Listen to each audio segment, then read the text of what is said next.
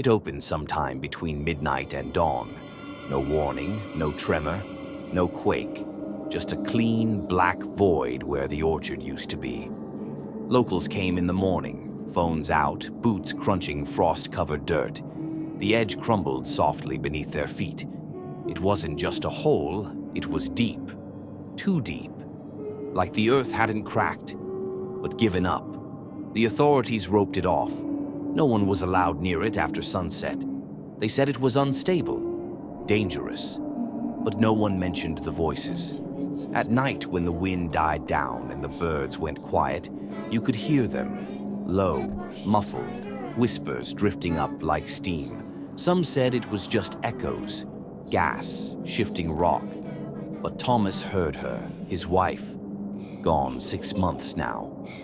That night, standing by his bedroom window, he heard it again. A soft, cracked whisper. Carried on nothing. Tommy. He dropped the glass in his hand. She used to say his name like that. Only when she was scared. Only when she was crying. He walked outside, barefoot, down the road, toward the edge, toward the hole. The closer he got, the louder her voice became. Tommy, I'm still here. And the earth listened. Thomas waited until 2:47 a.m. That's when the patrol truck passed. He knew he had maybe 10 minutes, no more. He cut through the fence, careful not to trip the wires. The sinkhole was quiet, but not silent. A faint sound drifted upward, like someone humming beneath the earth. He dropped his flashlight in first, watched it fall. It never hit the bottom. It just disappeared. He lowered the rope, tied the harness, took one last breath, and climbed over the edge. The descent was cold, the kind of cold that came from deep places, not wind, not air. Halfway down, he spotted it, snagged between the rocks. A shoe, his wife's shoe, brown leather, scuffed toe, still damp, like it had only just landed. He wanted to scream, but the sound would have gone nowhere. The walls around him, they pulsed, not moved, breathed. He reached the bottom. There was no soil, just smooth black stone, and a narrow tunnel carved out like it had been waiting for him. The glow at the end wasn't light, it was reflection, and her voice was louder now. Tommy, come find me. But she wasn't alone, because behind her voice others began to speak. Dozens, hundreds, low and layered like a crowd whispering through water. We see you. The tunnel stretched on, narrow, damp, breathing. The deeper Thomas went, the more the rock lost its shape. Walls turned to flesh, stone felt like skin, and the glow, pale and wet, came from something pulsing just out of view.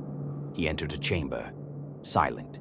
Bones lined the walls, not stacked, arranged, and above them, nailed in place with rusted pins, photographs, faded, torn. Faces he knew, people from town, people who'd gone missing, some from decades ago, some recent, some too recent. His wife's picture was there, eyes scratched out. He staggered backward, stepped on something soft, a backpack, still zipped. Inside, his daughter's bracelet. But she was alive. She was fine, wasn't she? Scratching echoed overhead, slow, purposeful. He looked up, and something was crawling along the ceiling. Thin limbs, skin like paper, no eyes, no mouth, until it turned. Its jaw stretched open, too wide, too human. And from that mouth, in his wife's voice, it whispered, "You should have stayed up there." Thomas ran. He didn't know which tunnel he took. They all looked the same now. Breathing walls, dripping stone, that soft glow pulsing just behind his eyes. The voices followed, but now they weren't whispers. They were names. His name, his wife's, his mother's, his daughter's, each one echoing from a different path, each one begging him to come closer. "Daddy, I'm scared. Tommy, please, help me." He covered his ears. It didn't help. They were inside his head. One tunnel called louder than the rest. A child's cry. He ran toward it, faster, deeper, until he reached a room made of mirrors. But the reflections weren't his. They were others. People screaming, some curled in corners, some banging on the other side of the glass, mouths wide, eyes gone. Then, in one mirror, himself. But not as he was. This version of him was smiling, calm, still, and it whispered in perfect sync with the others.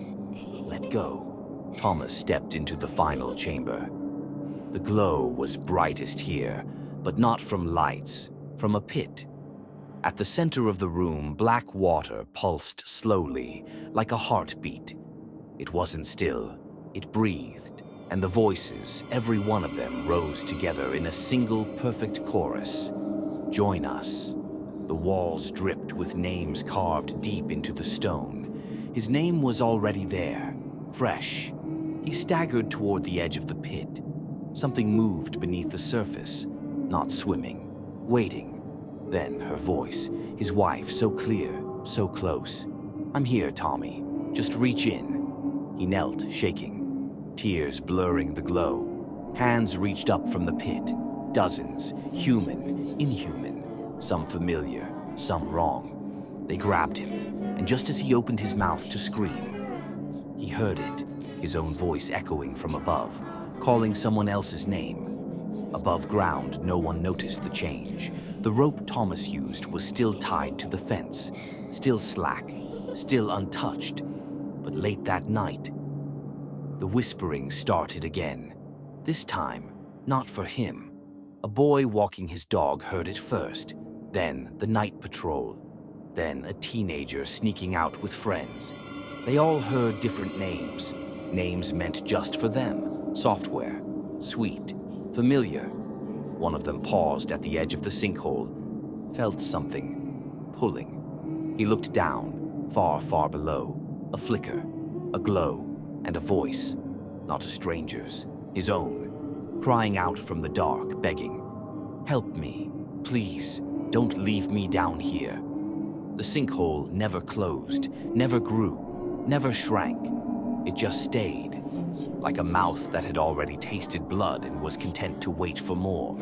The boy who answered the voice was never seen again, but his friends heard him calling, and days later they disappeared, one by one, each time the same story. Someone heard a loved one, someone followed the voice, someone stepped too close, and the pit opened wider, inside them. Now no one guards it, no one fences it off. The town learned the truth. The more you try to contain it, the more it spreads.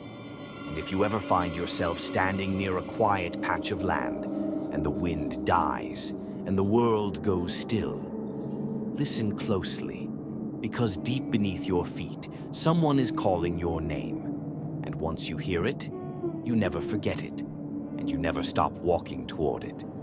It didn't stay local. The voice changed, adapted. It started traveling. People in neighboring towns reported strange dreams, waking up with dirt under their nails, hearing voices coming from under bathtubs, basements, garden soil. They dig, just a little, just to see. And the more they did, the deeper the hole became. In one case, a woman unearthed a tunnel under her home and found a mirror at the end. She looked in, and the reflection wasn't hers. It smiled and whispered, "You're already below." Now the original town is gone. No one remembers its name. No one remembers it ever being there. Search for it on a map, and you'll find a blank patch of land. No records, no stories. But if you stand on that ground and stay completely silent, you'll hear footsteps in the soil beneath you.